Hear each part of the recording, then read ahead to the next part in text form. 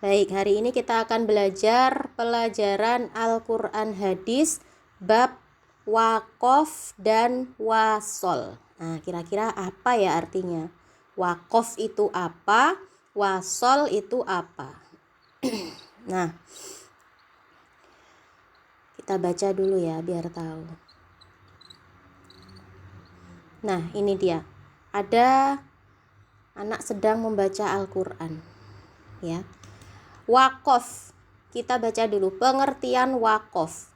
Secara bahasa, wakof itu artinya berhenti, ya. Jadi kalau ada istilah tanda wakof, nah saya sering bilang kan, ada tanda wakof, berarti artinya apa? Tanda berhenti. Kalau ada tanda wakof, berarti artinya apa? Kita harus berhenti di situ, ya.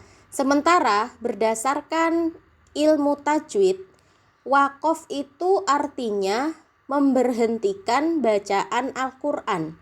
Berhenti sebentar. Untuk apa? Untuk mengambil nafas sejenak atau langsung memberhentikan bacaan. Ya. Jadi gunanya ada tanda wakof itu untuk apa? Untuk mengambil nafas. Karena kan ada ayat Al-Quran yang panjang sekali itu kan. Kalau kita langsung baca semuanya, itu kita nafasnya nggak nyampe. Makanya kenapa ada yang namanya tanda wakof di dalam Al-Quran, itu gunanya untuk kita berhenti sebentar untuk mengambil nafas. Nah, ada juga yang mengartikan wakof itu dengan menghentikan bacaan sebentar, sejenak, baik di akhir maupun di tengah ayat. Jika kita membaca Al-Quran, ada tata cara bagaimana kita ketika mau berhenti. Jadi kalau kita membaca Al-Quran, itu ada caranya, diatur. Ya, kalau mau berhenti kita harus berhentinya di mana. Ya, jadi nggak boleh sembarangan berhenti. Nanti kenapa? Karena kalau kita sembarangan berhenti, itu nanti bisa merubah arti dari ayat itu. Ya, makanya ketika kita membaca Al-Quran itu nggak boleh sembarangan berhenti di sembarang ayat. Ya, harus memperhatikan tandanya. Oh, ini tanda boleh berhenti. Oh, ini tanda yang nggak boleh berhenti. Jangan sampai berhenti di ayat itu. Karena apa? Karena kalau berhenti di situ nanti ayatnya jadi, artinya jadi lain. Gitu. Makanya harus tahu, ya, ada ilmunya. Sekarang, macam-macam wakof, ya. Wakof itu dibagi menjadi dua bagian. Yang pertama ada wakof al-ittirori dan wakof ikhtiyari. Apa itu bedanya? Wakof ittirori yaitu menghentikan bacaan pada ayat yang belum sempurna ketika dalam keadaan terpaksa, baik karena kehabisan nafas, karena lupa, karena bersin, batuk, atau sebab-sebab lainnya. Jadi misalnya kita sedang membaca Al-Quran, ya, kita belum ketemu tanda wakof, belum ketemu tanda berhenti di situ, tapi tiba-tiba kita batuk, ya, kan otomatis bacaannya terhenti. Nah, itu yang dinamakan dengan wakof ittirori atau berhenti karena terpaksa, ya, bukan berhenti di tanda wakof, tapi berhentinya itu karena terpaksa. Misalnya karena kita batuk tiba-tiba atau bersin tiba-tiba, ya, atau ketika kita kehabisan nafas misalnya. Nggak nyampe nafasnya untuk baca ayat yang panjang. Nah, itu namanya wakof ittirori atau berhenti karena terpaksa. Kemudian ada juga yang kedua, wakof ikhtiyari. Wakof ikhtiyari itu disebut juga dengan wakof ijtihadi, yaitu ketika seseorang membaca Al-Quran, ya, dan dia berhenti sesuai dengan pilihan dirinya karena dia paham dengan bahasa Arab, ya, paham arti dari ayat yang dibacanya, ya, kemudian dia berhenti di situ. Nah, itu yang dinamakan dengan wakof ikhtiyari. Dia berhenti pada tengah ayat karena dia paham artinya, dia paham arti dari ayat yang dibacanya, kemudian dia berhenti di situ. Nah, wakof ikhtiyari ini dibagi menjadi 8, ya. Yang pertama ada wakof tam. Wakof tam itu artinya berhenti membaca Al-Quran pada kalimat yang dari segi makna dan lafadznya tidak berkaitan dengan ayat sebelum atau sesudahnya.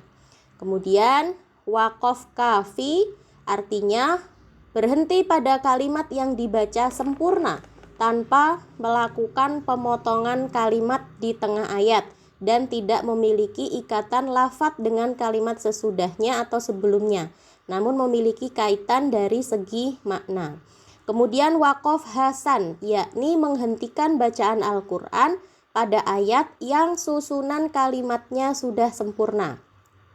Kemudian yang keempat, waqaf qobih, artinya menghentikan bacaan Al-Quran pada tengah-tengah ayat atau ayat yang tidak sempurna sehingga berpengaruh pada arti dan kandungan ayat. Nah, waqaf ini harus dihindari. Jadi berhenti di tengah-tengah ayat yang kalau kita berhenti di tengah-tengah itu bisa mempengaruhi atau merubah artinya. Merubah arti dari ayat itu. Nah, waqaf ini yang harus dihindari. Kemudian yang kelima, waqaf bayan. Menghentikan bacaan Al-Quran pada suatu kalimat, suatu ayat yang masih ada keterkaitan antara lafadz sebelum dan sesudahnya. Karena keterkaitan itu sehingga lafadz sesudahnya tidak dapat dimengerti tanpa lafadz sebelumnya. Yang keenam ada waqaf jaiz. Artinya menghentikan bacaan Al-Quran pada kalimat dalam sebuah ayat dan lafadz yang datang setelah berhenti membaca itu bisa dijadikan awal bacaan tanpa mengurangi arti dari maksud kalimat.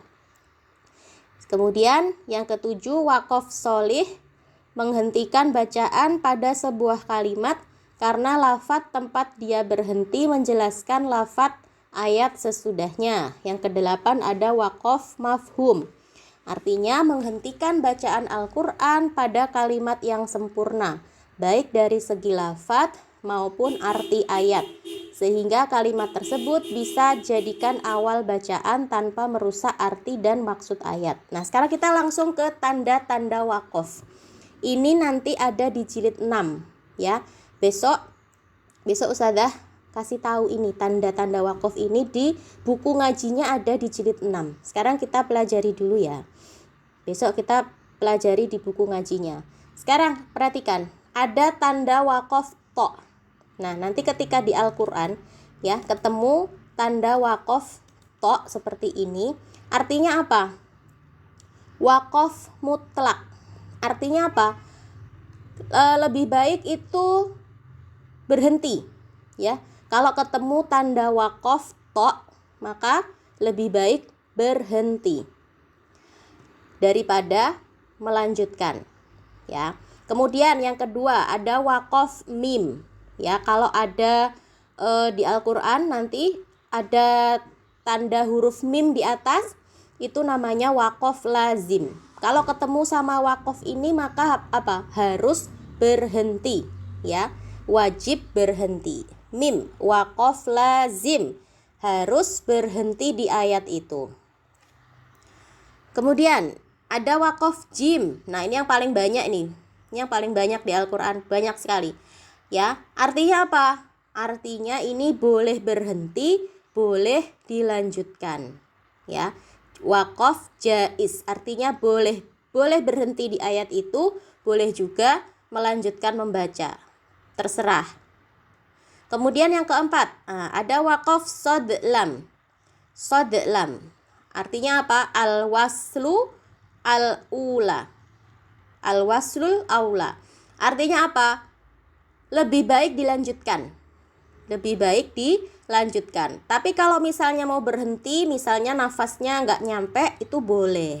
Ya, boleh berhenti di waqaf ini. Perhatikan ini ada contohnya. Sudah besarkan ya, lihatan. Ya, lihat. Ini, nah ini nih, lihat nih di sini. Nih, ini di sini ada tanda jim. Nah, biasanya di tengah-tengah ayat kayak gini ada tanda jim. Dzalikal yaumul haqq. Boleh berhenti di sini. Boleh juga dilanjutkan. Dzalikal yaumul haqqu faman syaa'a takhadha. Ya. Jadi boleh berhenti di sini, boleh juga langsung dilanjutkan sampai terakhir. Kalau ketemu tanda wakof jim kayak gini. Ya. Nah, sekarang kalau ketemu sama tanda wakof sod lam kayak gini di Quran. Tadi artinya apa? Lebih baik lanjut. Ya, lebih baik lanjut. Tapi kalau mau berhenti pun tidak apa-apa. Ya. Misalnya kita mau berhenti di sini. Di depan tanda wakof sod lam. Wa yaqtulunan nabiyyina bighairi haqq. Boleh berhenti di situ. Tapi kalau mau lanjut itu lebih baik. Misalnya nafasnya nyampe, maka lebih baik dilanjutkan. Wa yaqtulunan nabiyyina bighairi haqq wa yaqtulunal ladzina dan seterusnya. Ya. Gitu. Sekarang yang kelima ada wakof kofa. Singkatan dari al-waqfu al-mustahab. Ya. Lebih baik berhenti. Kalau ketemu sama wakof kofa, maka lebih baik berhenti. Kemudian yang selanjutnya ada wakof zai. Nih, kalau ketemu tanda zai seperti ini lebih baik dilanjutkan. Ya, lebih baik dilanjutkan membacanya. Tapi kalau mau berhenti misalnya karena nggak nyampe nafasnya itu boleh.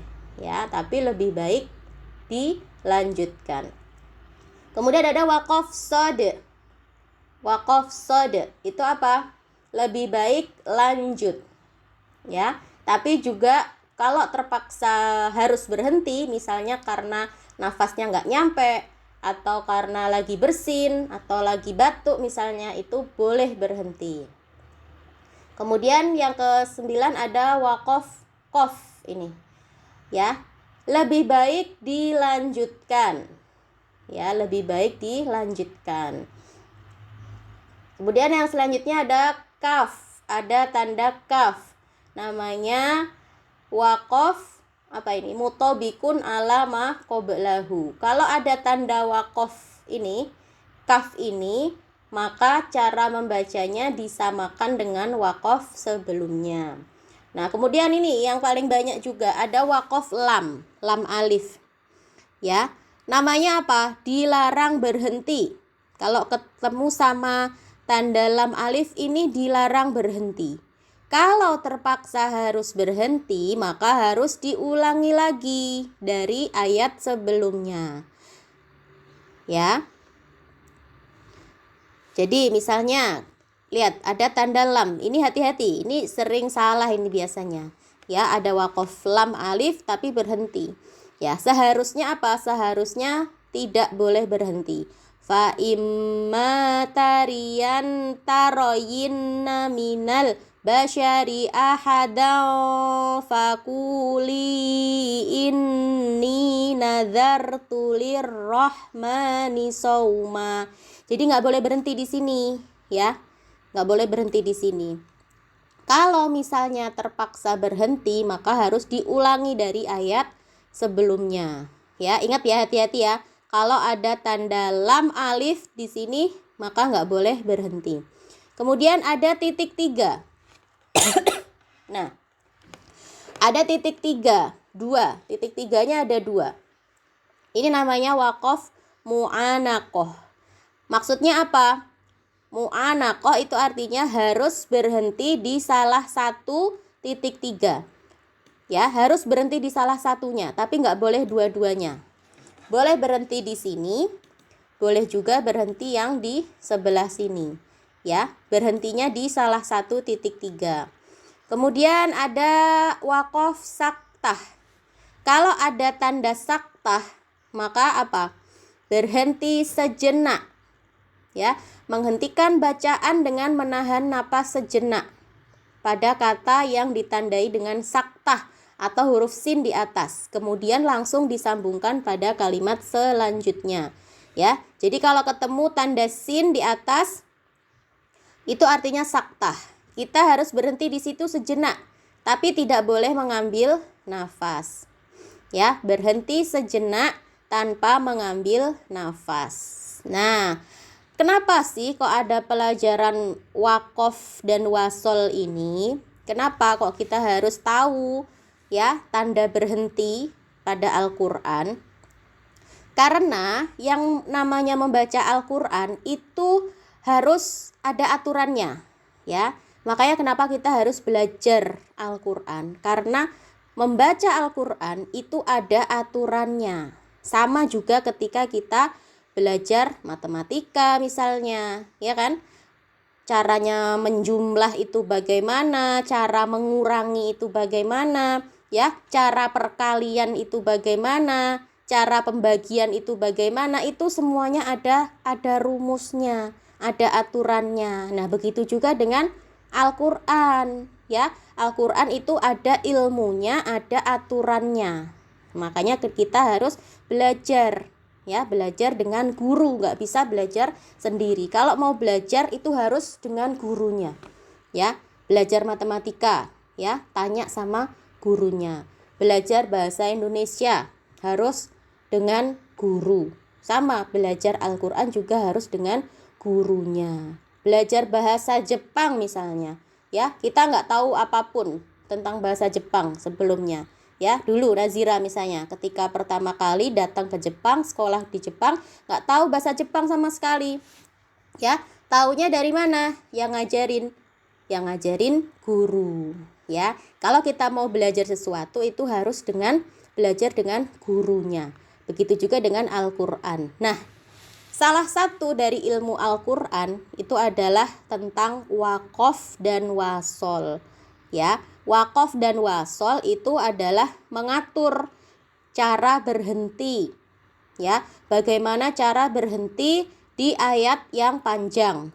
Nah, bagaimana cara melanjutkan membaca lagi Al-Quran setelah kita berhenti tadi itu, ya. Nah, itu tadi adalah kenapa kok kita harus belajar ilmu wakof dan wasol.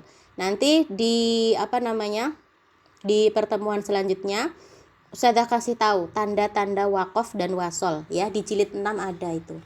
Oke. Sudah selesai pertemuan kita untuk hari ini. Besok kita lanjutkan lagi, ya.